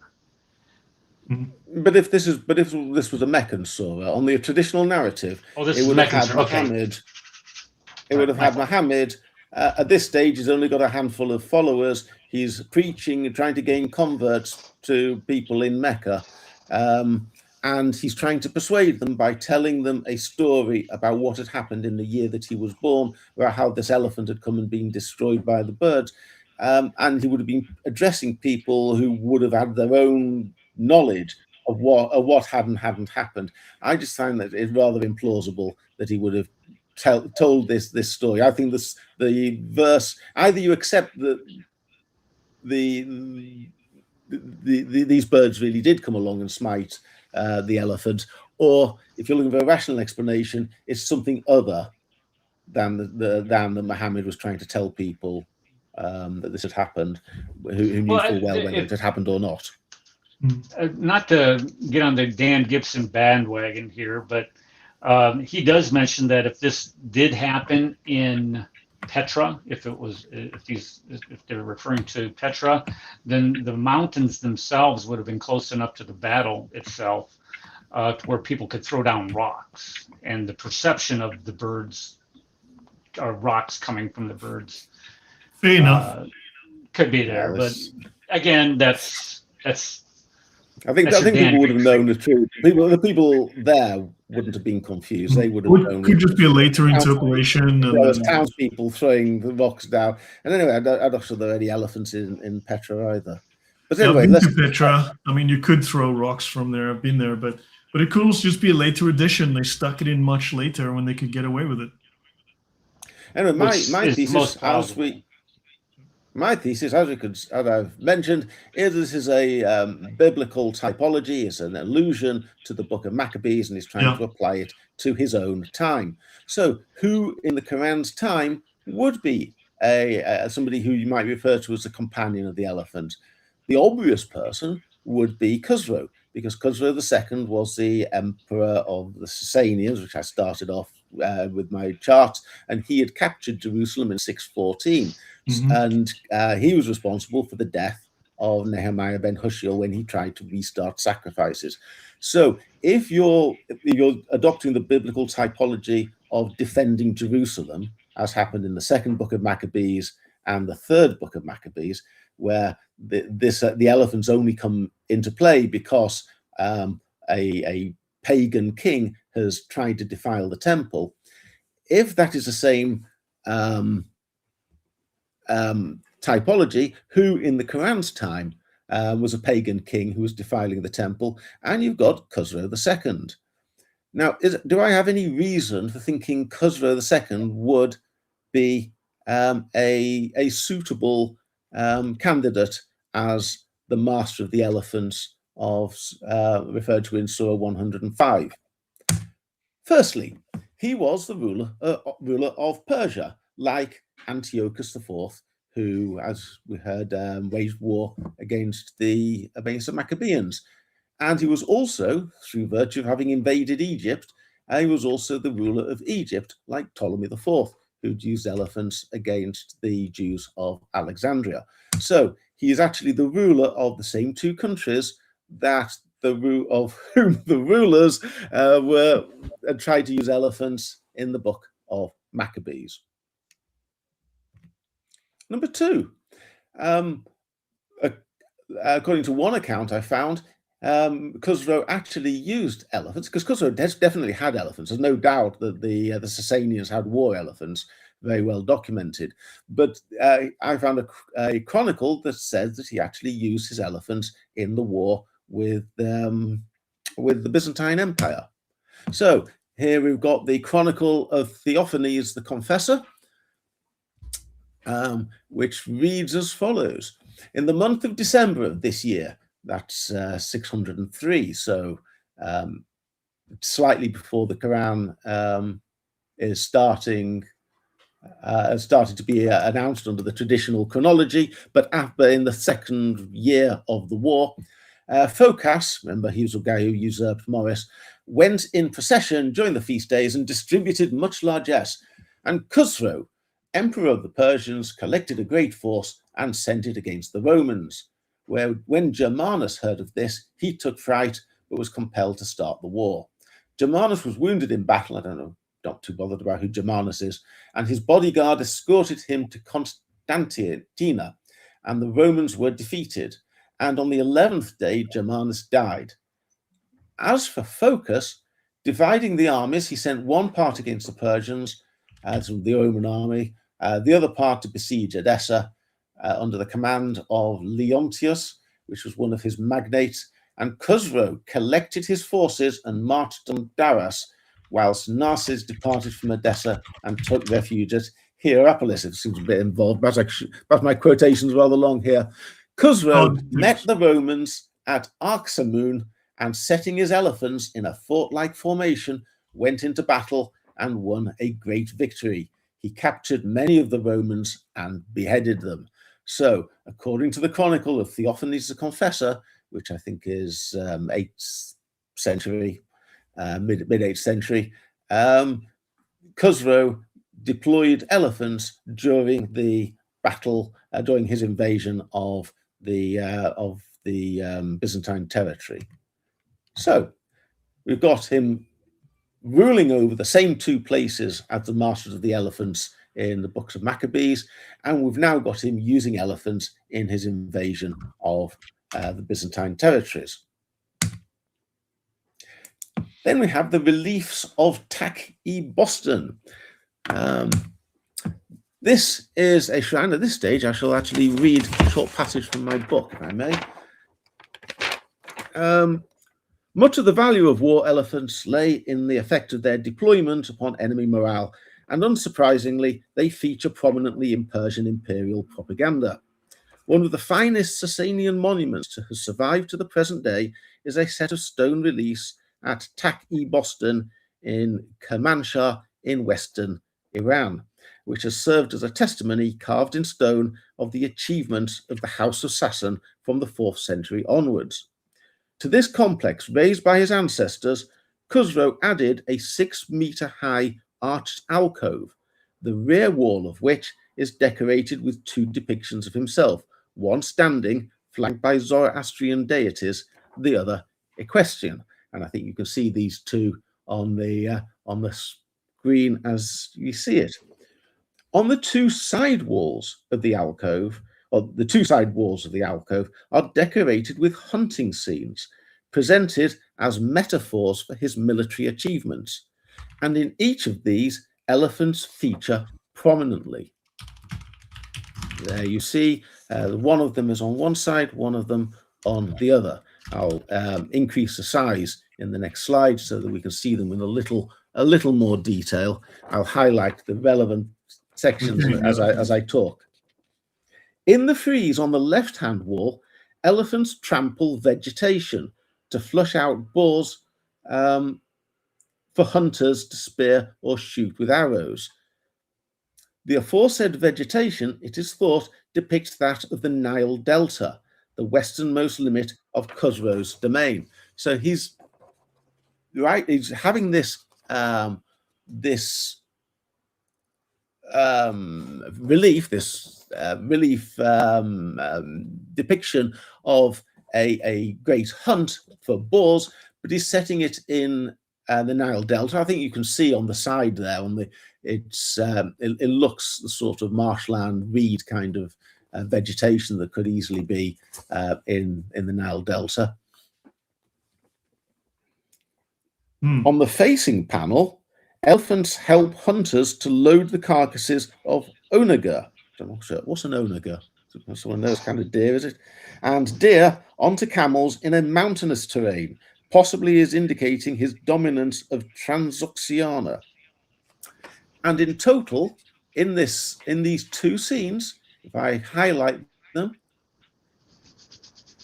you see a total of, you see Khusrow there, Khusrow on both sides, plus a total of 27 elephants. If we count them up, I counted them up, I found 27 different elephants used in these two reliefs to celebrate his military triumphs to the east and to the west, depicted as through the metaphor of a hunting expedition. So if you asked anyone looking at these, as I always say, if you ask the Umayyads, you don't need to ask the Umayyads where they thought the holy place was, because they built the Dome of the Rock. You just need to use your eyes, look at the whole Dome of the Rock, and it's obvious where the Umayyads thought was the sacred place. If you asked yourself who is the master of the elephants in the time of the Quran, all you would have to do is to stand inside this alcove and look to the left and look to the right, and there's no doubt that Khusrow was actively presenting himself as the master of elephants. Yeah.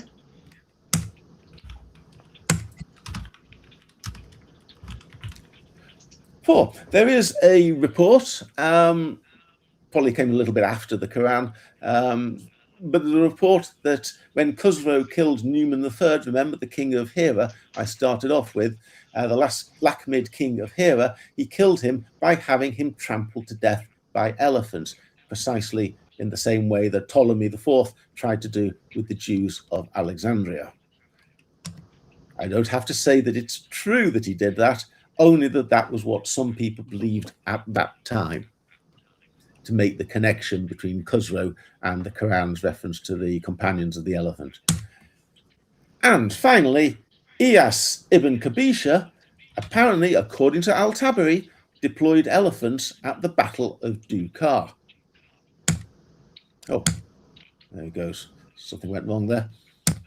This is the history of Al-Tabari. Oh, sorry. Take my word for it. In the history of Al-Tabari, it's in book number 5. It refers to the Battle of Dukar, and Muhammad is actually mentioned in connection with it. And he says, oh, by the way, Iyas ibn Kabisha brought up his elephants. We can come back to this maybe at the end if there's time. I can give you the full quote. So, volume 5, you said? Yes. Okay, yeah, I'll look for it in the meantime. So we now have 5 separate reasons to associate Khusrow II with elephants. And if one doesn't have to imagine it in the same way we do with Abraha, where there's not a shred of evidence that Abraha ever owned an elephant or ever used an elephant, and it's all, the story sounds highly implausible. Here one is dealing with actual history. We know that the Persians had war elephants, and we can't say, and we know that Khusrow presented himself in this monument as the master of elephants. And we know that stories were circulating that he had used elephants to kill Newman III, and that Iyas ibn Kabija had used elephants against the Arabs. So you don't have to conjure something out of nothing. Here there's plenty of evidence, I would say, that Khusrow II would have been well associated with elephants. Right, that makes actually good sense. So conclusion number 3 is Khusrow was prominently associated with the command of elephants at the time of Surah 105's composition, and in fact had deployed them at around that time in 3 ways that are relevant to political circumstances for Arabs at that time. Yeah, should I show the Dukar stuff? Almost You want to have a look at that? Sorry? I've got the Dukar references in Tabari Volume 5. Do you want me to show it? Yes, please. Yeah, and Kalam L is in the chat. Thanks very much, Kalam. Yeah, I got your message, and of course, yeah, unfortunately, he's doing some, very important work at home, so he cannot jump in. But yeah, he loves the topic. He really enjoys it. He'd love to jump in the future. And yeah, let me just share my screen. So this is Tabari, Volume 5, right? They speak of the encounter at Dukar, mention of the vassal rulers set over the desert frontier of the Arabs at Al-Hira as appointees of the monarchs of Persia. The next reference here is the skirmish at Dukat in Tabari, and several leading poets of the Bakr came within the cultural ambit of the Lakhmid court. Interesting. Then we have... I think it would be easy... Yeah. Unless it comes very quickly, it might be easier for me to go and repair my PowerPoint and then get back to you. Unless you can find it straight away. Yeah, and they speak of the encounter at Dukar here. There's this. It's quite extensive. There's quite a number of references to Dukar on this page. Is this what you were going for?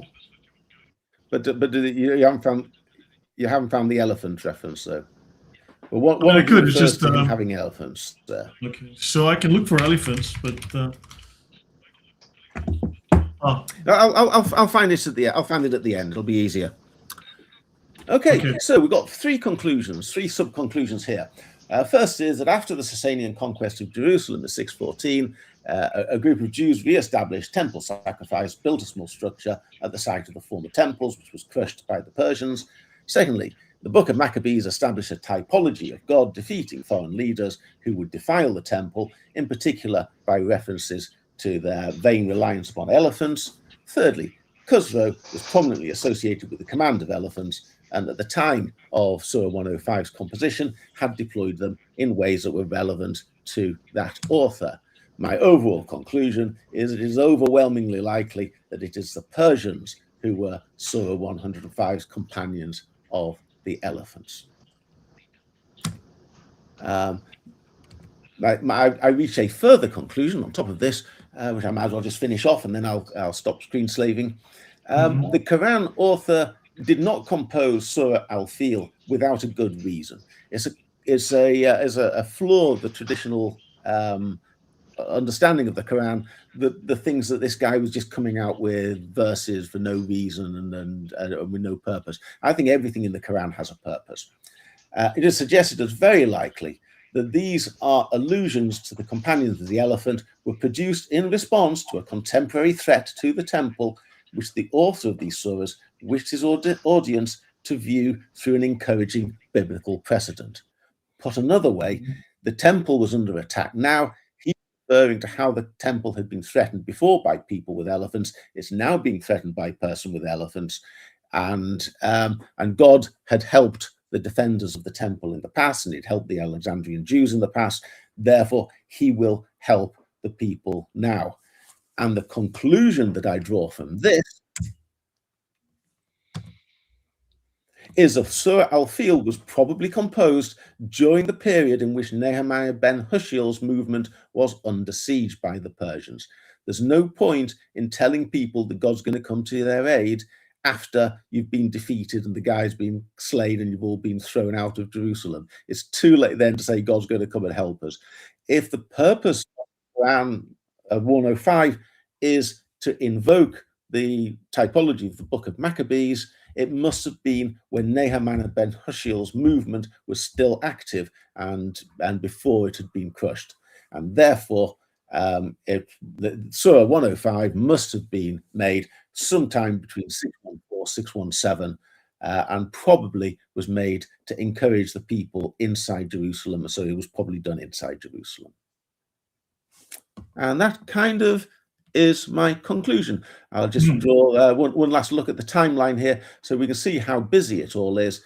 But my explanation, I think, fits with the wording of the Quran. It fits with the external evidence, including carved in stone in Taki Boston, and it fits the historical context. Most of all, it makes sense. I take a passage of the Quran that doesn't really make any sense, read in isolation, doesn't make much sense when it's read in the traditional narrative, but when you locate it in Jerusalem, suddenly it makes perfect sense and put it within the historical context. Right. There you are. Yeah, I mean, there is no external evidence to support the Mecca thesis. And there's no way elephants could exist in that environment. And it's not like global warming suddenly changed the climate in a week. And to be honest, I'm not a huge fan of that thesis anyway, the whole global warming thing. But that said, yeah, it does fit much more with the events that are further north. So shall I finish the, do you want to stop the screen share? I'm not quite sure how to do that. I'm busy. Should I stop the screen share or do you want to continue? Yeah, no, if you stop the screen share, It's I done, can get yeah. you the quote from Al-Tabari.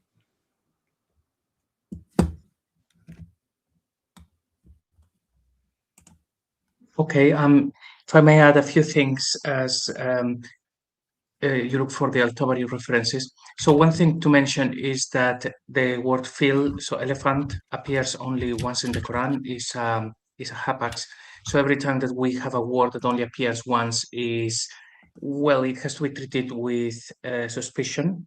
That being said, I did actually check if there are any other similar words in any other Semitic languages ages ago. Didn't find anything.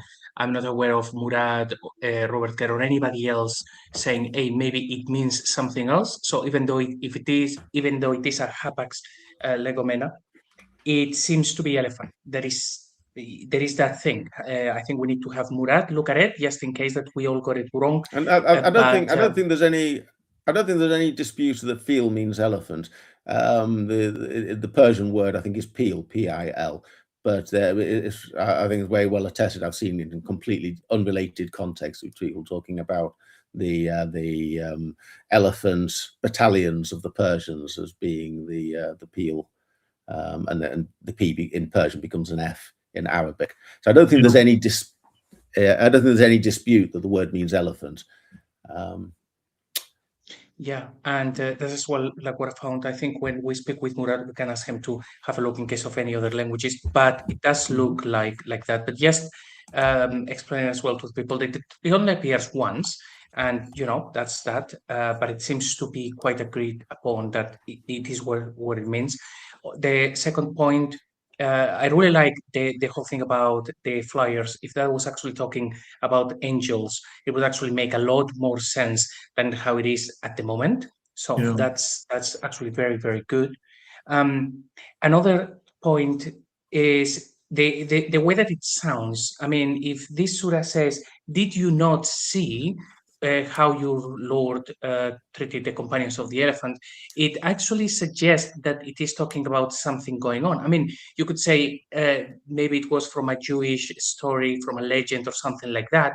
But the wording in the Quran as it is now, it seems to be talking about people who have seen an event.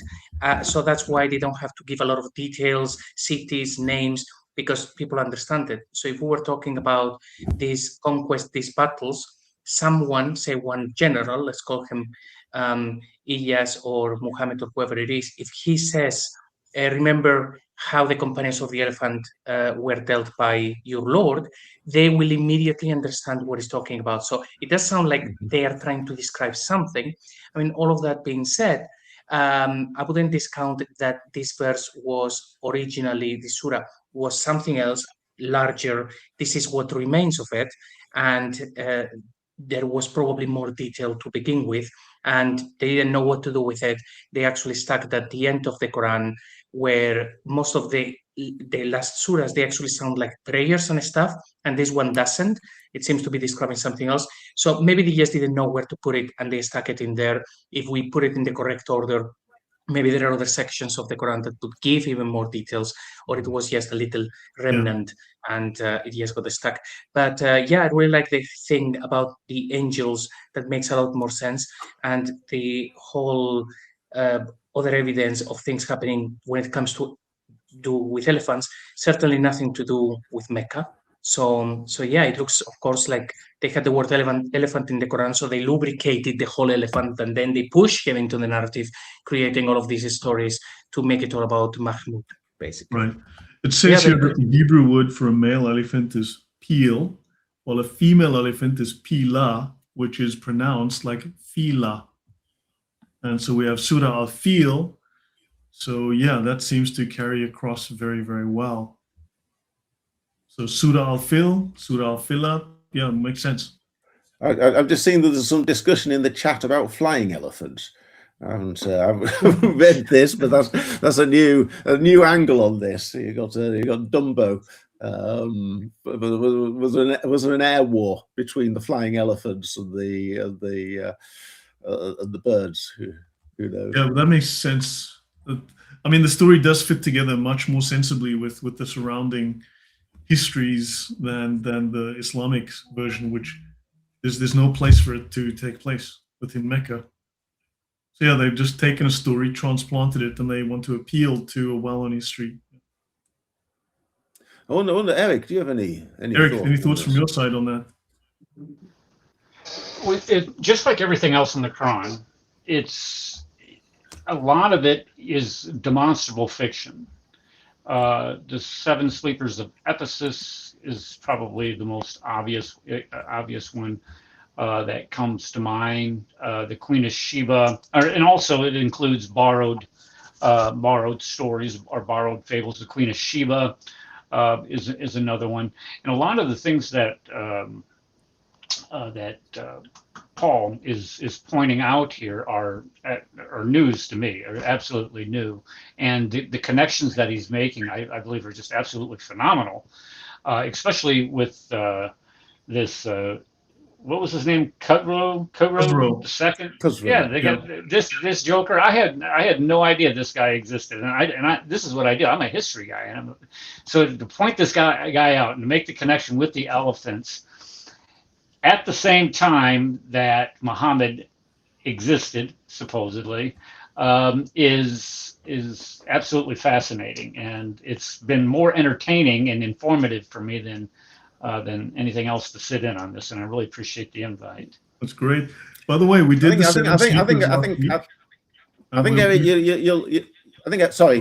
think you'll enjoy reading the book, because this is like whatever, this is 20 or 30 pages of the book. The book is 600 pages long.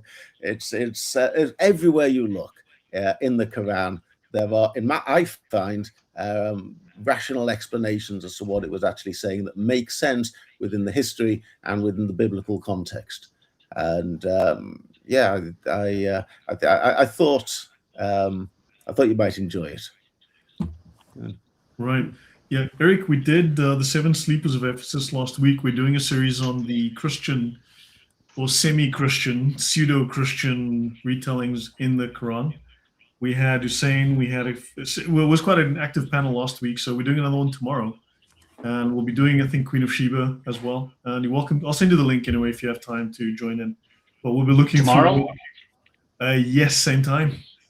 Same time. Okay. Well, hopefully I'll have my computer connected by then, instead of having to look at my nose hairs because Usama and myself, we've been going through every single foreign story in the Quran and sourcing it, from Zoroastrianism, from the Armenians, from you name it. We've gone through the Jewish stuff, we've gone through the pagan stuff, we're now on the Christian-ish stuff. So, but Paul, this is great. And thanks, Eric. That was really great insight from you as well. And thanks for the comment. But yeah, this is, Paul, it makes sense. It does make sense. It fits. And I mean, to back engineer it like this, it makes logical sense that this could be the story that they're retelling and repurposing. So yeah, JC, I mean, it makes sense. If we look at the commentators, Kathir, Jalalain, Abbas, is there any indication from these commentators that this was some type of fictitious story, or to make some type of other theological connection other than the literal attacking of the Kaaba by elephants and birds carrying stones that we're aware of? I'm just throwing this out there to think that maybe there's some type of other explanation from the Islamic point of view.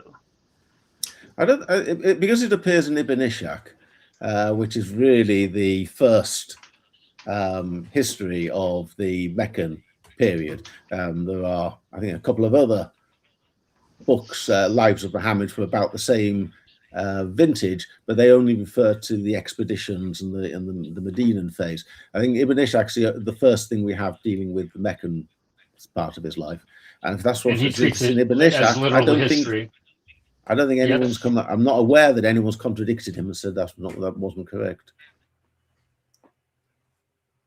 Mm. But my thing is, when you put the Quran in Jerusalem isn't just like one more theory. It's the key, I think, because when you put it's so many verses of the Quran, you actually place it in Jerusalem, and it all makes sense. It all fits together in a way that it simply doesn't. In Mecca, everything seems forced. It doesn't lead anywhere. It's all nonsense, stories that don't mean anything, that you can't say why anyone ever made them up. And that's how you get the impression that the Quran is just full of jumbled nonsense. But if you place it into Jerusalem, suddenly it becomes clear, it becomes purposeful, it becomes quite erudite, and that's where it actually belongs. Seem to have lost Eric though. Yeah, he's been having some issues. He's on his phone right now because his computer was giving him grief. But yeah, Paul, well done. I mean, it does hold together. It draws on historical events, contemporary historical events, and yeah, and things that are, and stories that are historically important to the Jews. And clearly the Muslims are repurposing or using these because they clearly have some sort of cultural value. So that makes sense to me. JC, your thoughts? Well done, Paul. I really enjoyed the presentation. In the first part, particularly, I think it will help people open their eyes to what was going on, because the narrative tells us, hey, so Islam began because there is this guy called Muhammad in the middle of nowhere, and he's going he's telling to people that he's the last prophet, and then he goes to the Jews saying, believe in me. They don't believe him, and then he conquers 2/3 of the Arabian Peninsula. And he's like, yeah, but at the same time, then you have shown what was happening in the north. A lot of action where we had the Byzantines and the Persians fighting with these auxiliaries, Arabs, when this Tayyaya kingdom basically appears on the map for the first time. All of the action is happening there. And when we look at the sources, it seemed like the central focus of what was going on in that part of the world was about conquering Jerusalem. So option one, it was in the middle of nowhere, all of these things happening, a new empire arising called Islam, when there is so much other stuff going on in the north. It seems unlikely that Islam had anything to do with Mecca. And when we compound that with, for example, the works of Odon and being no water in Mecca and all of these things, we see that the origins of everything that was going on had to be at the north, and that we need to be looking at Jerusalem, which it seems to have been all about a movement to conquer Jerusalem, which it did happen by the year 638. So it seems like that was the starting position before they started inventing all of these stories and pushing everything to the south. Catherine was onto something. I want to show you guys something here. Catherine mentioned the story in 1 Samuel where God sent tiny birds to attack the Philistines and afflicted them with hemorrhoids. So I checked on, this is a very quick search on Gemini. In 1 Samuel 5:6, the Philistines capture the Ark of the Covenant. God afflicts them with tumors or emerods, an old word translated in some contexts as hemorrhoids, and a concurrent plague of mice or rats. Okay? To appease God and stop the plague, the Philistines returned the ark with golden images of tumors and mice. And so I asked Gemini, no birds involved? Sorry, my typing is terrible. And it says no birds were involved. The confusion likely stems from a mix-up with an Islamic tradition or a completely different historical story in the Quranic story of Surah Al-Fil. It jumps straight going round in circles. Isn't that interesting, though? Because remember, we spoke of Zamakhshari, I think it was, who said that this is a decree of a disease like chickenpox or smallpox on these people, right? Not actual stones. And here you've got hemorrhoids, and you've got so I mean, there's a disease parallel here. This comes back to what I mentioned earlier, what you mentioned, and I've added some additional detail, where the thing is supposed to be the decree of a disease, a skin disease on these people. So not actual stones dropped, but stones being a disease. So boils, tumors, hemorrhoids, and a swarm of mice ravaging the land. So there seems to be a narrative parallel here. Yeah, I would simply say it's God's command. The sigil is not the parchment or the stones. God commands who wins and who loses, and God is in control of everything, and that's simply what it means. That's why it's connected with the people of Lot. So they're reusing, shall we say? So I don't think you need diseases. I don't see why we need a disease in the text of the Quran. I think it was Zamakhshari that referenced story, disease. So it's interesting that his mind also latched onto this parallel. You've got these overlapping parallels that they seem to, because they seem to be drawing from the same imagery, the same concepts, the same ideas from the same religious tradition. Oh, that's definitely true. Yes. Yes, and one of the joys for me of finding out about the Quran is I discovered so much more about the Bible that I wasn't familiar with before. Because you read the Quran and you try and research what it means, and it almost invariably ends up with some Bible verse that I hadn't considered or hadn't thought about properly. Right. Hi, Kalan. Can you turn your phone sideways and see if that works? We're nearly done, but we're happy to have you add your comments and see if you can turn your phone sideways in case that works. Otherwise, just leave the video off and chat. Yeah, no, I've left the video off. I'm just on my phone at present, just trying to steal some time. I just wanted to commend, because this was a very good presentation. Like, this is literally up my alley, and I really think that good brother Paul has done an absolutely excellent job.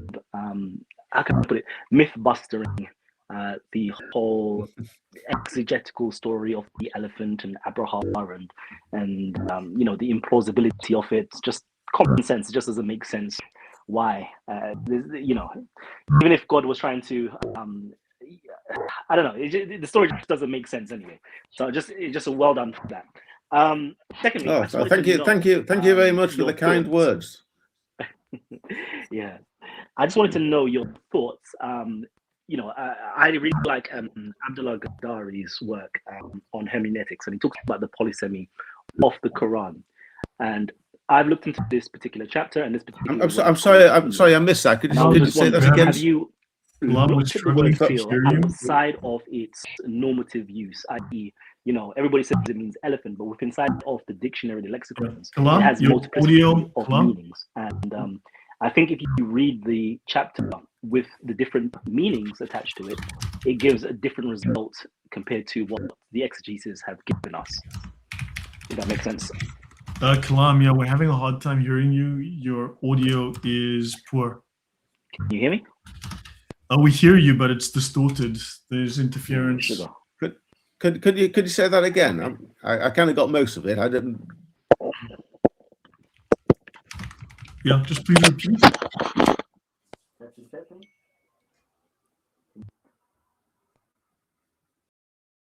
Yeah, I missed a lot of it. It's coming through very unclearly to me. Kalam, I have lost your sound entirely. Actually, I can't hear anything.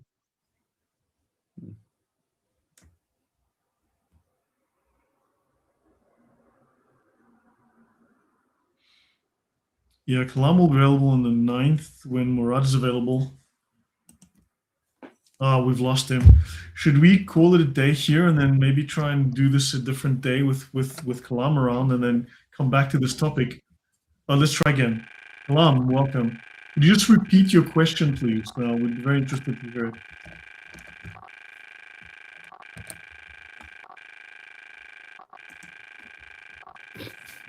Kalam?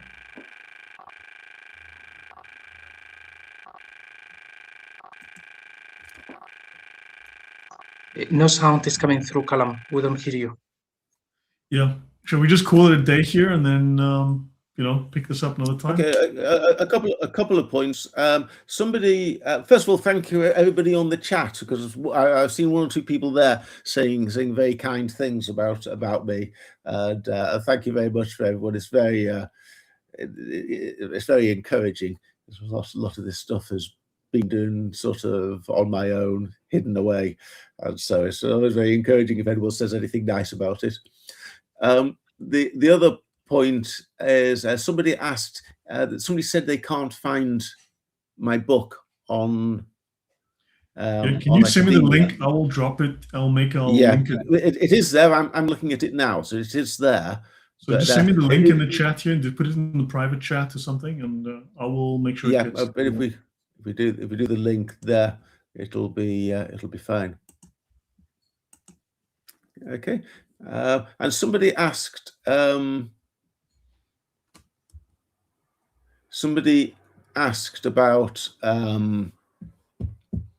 do I think that Lakhmids, the Lakhmids and Hira are connected to the Muhammad story?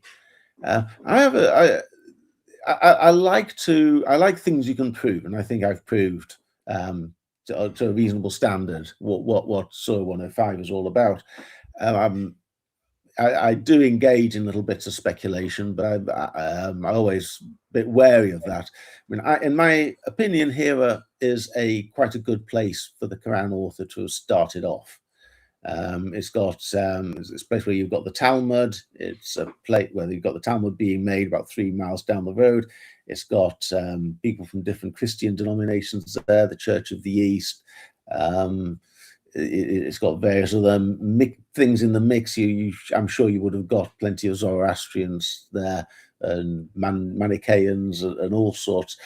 And also, Hira is reputedly where the Arabic language was first written down. The first people to develop a script for the Arabic language was in Hira. So it's got lots of, and then of course you got this strange coincidence that is also the name of the cave where Muhammad supposedly had his first revelation, was the cave of Hira. So I think there's a ground for wondering if Muhammad actually started off in Hira, and perhaps he joined in the Persian invasion of Byzantine territory with a view to getting to Jerusalem. But we're into the world of speculation. You could make a thesis, but it's not something we can bank and take and build any reliance on. Whereas what I think I presented today is something you can place reliance on. Yeah, so Paul, there's one false link on Google that goes nowhere. So you have 2 links on Google to your book. So there's a bad link that goes nowhere, and there's this link that works. It's an account that says Paul DDA Ellis. Yeah, correct. But there's one that says PDF Jerusalem. No, there's PDF Jerusalem, City of Islam by Paul DDA Ellis, and that link doesn't work. And there's a second one, City of Islam, the Quran's House of Allah identified, and that link works. Okay, I'll go and I shall go and find. I'll try and find a way of correcting that, getting rid of the dead link. Yeah. I have pinned. I did have an article up before, and I disabled the article, but obviously the link to it is still floating around somewhere. Okay, so I've linked your book in the chat, in the live chat. It's now a linked comment in the chat, and I'll make sure we add it afterwards in the description. Okay. Okay, so I guess that wraps it up, right? Okay, well, thank you again for having me.